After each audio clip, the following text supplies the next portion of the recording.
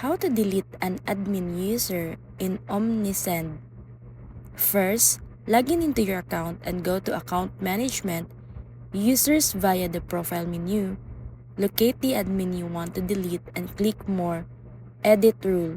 First, downgrade the rule from admin to a lower level rule such as manager, campaign coordinator, or analyst. This change is necessary because admin accounts cannot be deleted directly.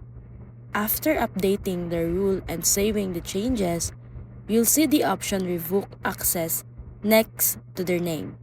Click it and confirm to permanently remove their access. Be sure this admin is no longer receiving billing or account notifications because removing them.